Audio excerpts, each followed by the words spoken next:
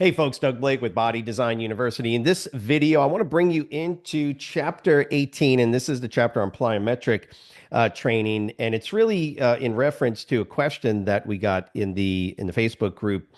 Good question related to the progressions and regressions and understanding sort of this area. And actually, it's not that much. It's really just a kind of a list of some exercises, but the concepts are important. And the key here is to kind of know which exercises are regressions and progressions from whatever one they give you. You will see this on your exam, and one of our students actually posted that he just saw it, and he just took his exam the other day, and he saw that either the exact question or some question very similar to it. And it is important to understand because some of the nuances of movements that you're doing when you do plyos with folks, you can either get really good results or you can hurt somebody. And so you don't want to just see, plyometrics itself is not this, it is a broad general concept, but there are very defined specific ways you should do plyometrics based on the type of student, or excuse me, client that you have. Right. So a new client, there's nothing wrong with doing, I hear this all the time. I can't do plyos with people. Well, not the plyos that I do with an athlete. Of course not. I'm not going to do advanced plyometric power, plyometric strength plyometrics with folks, but I can do some very simple basic plyo drills with individuals. Nothing wrong with that. Of course, depending on the the fitness level and any issues or any problems, joint issues that a person might have. So I will definitely look at those. No, I'm not doing plyos with everybody, but don't not do plyos simply because the client that you're dealing with is not a athlete. Okay, and that's what NASM is basically telling you here. And if you go to page 578, plyometric reactive training, you'll see at the very bottom, plyometric training progressions. Remember, anytime you say a progressions, there's always the opposite or a regression. So we talk about progressions and regressions. And remember, from a testing perspective, you've got regressions and progressions, not just for plyometrics. You have it for basically the other modalities that they talk about. There's always a way to progress your balancing or regress your balancing. Progression in resistance training generally means the load that you're using. Progression in cardiorespiratory training, right, generally is going to be the length of time you spend or whether or not you're going above VT1 into VT, right? So those are progressions and regressions there. Specific to plyometrics is going to be sort of this three-tier or three-stage levels that you can go through. And the first ones that you're going to go through are really more based on stabilization and some eccentric control and balance. So we tend to put those off as the first stage of plyo training to get people accustomed to this type of modality. Then you can, quote, progress them into more challenging, more difficult, both from a neuromuscular perspective and from a strength and power perspective. And those are kind of the next two tiers. But the first tier on page starts on 578 and goes into 579, um, are the squat jump with stabilization. Now, think about this. Anything with the word implio, stabilization, implies that you need to be able to do whatever the movement is you're doing and hold it and then adjust yourself, right? So if you jump onto something, technically that's plyo. If you go from something up here and you jump down and stop, and that's generally going to be considered plyometric or reactive type of training. And so what we want to do is we want to start people off with movements that at the end of that movement forces them to hold it for a couple of seconds. I think NASM says 3 to 5, but when introducing, and this is at the very bottom, 578, when you're introducing the plyometric exercises, especially to newer beginning clients, and you've determined, even though they're new beginners, you've still got to determine whether or not this is appropriate to use with them. So I'm just putting that off as an aside. You want the movement should initially involve small jumps or lower amplitude to best learn the movement pattern. Duh, right? They're designed to establish optimal landing mechanics, postural alignment, balance, and stabilization, essentially, and some eccentric strain or the ability to decelerate, right? That's not strength or power. That's why when we talk about squat jump with stabilization, those are not strength plyometrics. That's the next progression. So when you first start people off and understanding the idea of the initial plyo drills that you do with people, it's generally going to be anything, blah, blah, with stabilization, blah, blah, blah, with stabilization.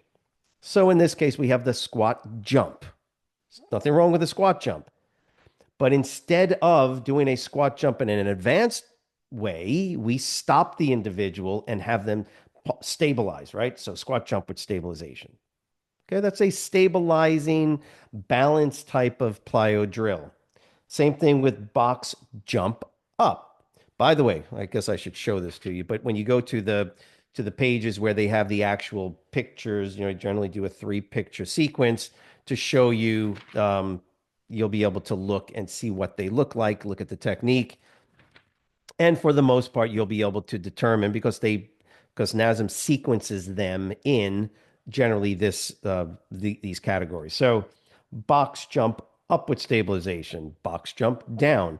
When you're questioned on the exam, as soon as you see the word with stabilization, you immediately know you're dealing with stabilization balancing plyos. Stage one, basically, phase one of the plyometric training. So multiplanar jump. Now, some people looking to go, but the multiplanar jump, it's like no, no, no, no, no. Don't worry about it. Multiplanar jump is a little bit more advanced than just a squat jump. Okay, yes, understood, but it still has the words with stabilization, which defines it as, irrespective of the fact that it's multiplanar, this box jump down. It doesn't matter. It simply means that with stabilization, you're dealing with that first tier of plyo drills, which is a stabilizing balance type of plyo drill. It's when you pretty much perfect those that now you can look at the next stage. And this is where you'll probably see questions. So you have notice, this is critical, but by the way, it's easy in the plyo progressions because now any of the exercises that you see in that second tier and third tier, they don't have the words with stabilization. So therefore, it's either strength or power, something like that. Second tier, which is generally strength type of plyo, versus sort of power type of plyo. You know, it's a fuzzy line that you draw between them. But the point is that they're those the two next level of progressions. We're not dealing with balance and stabilization any longer. This is a strength or power type of plyo drill that you're doing. So the next progression involves jumps with more amplitude and dynamic motion. There it is. And so the speed of the jump is also progressed. These exercises are intended to improve dynamic joint stabilization, eccentric strength, rate of force production, power, and coordination of the entire body. Now, you can read those: squat jump, tuck jump, butt kick, power step up, right? Then you just memorize those. It's the third one that you can get confused on as well. Remember, first tier with stabilization, second, jump, jump, butt kick, step up, right?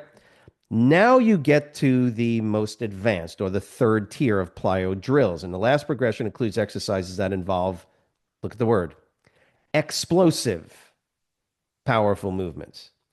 As soon as we say explosive, we are now dealing with essentially generally the highest level of force output that a person can throw into the exercise. These exercises are designed to further improve rate of force production. The rate of force, that's power. Eccentric strength, the ability to slow on the way down and have the muscle lengthen and control that really well. And reactive joint stabilization. Plyometric training has, for the most part, the most potential to hurt an individual's joints, even though you're generally not holding additional load on the body. It's the speed at which muscle movement is, muscle lengthening and shortening is occurring, and how quick that happens. So during the amortization phase. So when you're in there doing these plyometric drills, you got to get people to initially start with controlled movements where they stop, pause, and balance. That's actually going to help generally strengthens the ligaments and tendons and other connective tissue, but also allows for this general increase in the ability to react and create explosive movements. The exercises are performed as fast and explosively as possible. There it is. You don't have beginners do this. Believe it or not, I don't have athletes start with this. If an athlete, like a really fit or an actually competitive athlete, like a track and field athlete, who need to do, especially your sprinters, if they've never really done any plyometric drills or training, I start them off on phase one. It might take a week of training, maybe 3 sessions. I don't know, but I will start them there just to make sure that they have the balance components and they've got, good stabilization before I move them through to the second and the third level. Some example exercises using this protocol include, but are not limited to. Okay, so right off the bat, you've got ice skaters, also known as skate jumpers, single leg power step up. Whoa, go back to number 2, power step up. What's the difference? Read the paragraph in front. The power step up is not like a single leg power step up. Okay. The difference is in the generated force that you're trying to produce. Also, the speed at which you're going to move from one part of the drill to the next. Proprioceptive plyometrics. They've got that in the back you can look at. And the depth jump, which by far, just so you guys know, the depth jump is by far one of the most potentially dangerous, potentially beneficial plyo drills that I've done for many years with different type of field athletes, track and field, but mostly field athletes doing certain type of field events. So the second and the third one are strength and power, explosive power. But that first one that we talk about with stabilization, easy in one sense to memorize. So remember, when you're doing plyometrics with folks, there's nothing wrong with doing it with average, unfit. I wouldn't necessarily start them with this, but you can incorporate it into their training at some point. And just keep in mind that if somebody has some issues and you've started them on the second tier, you can regress them back as needed. You've progressed them through some of this, and then they take 3 weeks off and they take a month off of plyo, whatever the case is. Well, regress them back and spend 1 or 2 plyo drills, do some plyo drills in that first one. Make sure their stability and their balancing is fine, and then move them back into whatever sequencing you had them in. So again, the idea with the video is just kind of give you a brief explanation so you got 3 tiers of plyo training here, and don't get confused just because you see the name of something and it looks like it's like multiplanar. As long as it has the term with stabilization, it is the lowest, or tier 1, so to speak. And then memorize those 4, right? Those 4 in the second tier. And then you'll see that in the third tier, it's a little bit, I wouldn't say the word complicated, but those terms will hopefully trigger, from a testing perspective, trigger you to say, oh, those are the highest level explosive type of movement. So if you got any questions, just let us know. If this made sense, you understand it, write the word understand in the comment section below. Remember to subscribe to the channel if you have not done so. Give us a like as well. We'll see you next week. Have a great week.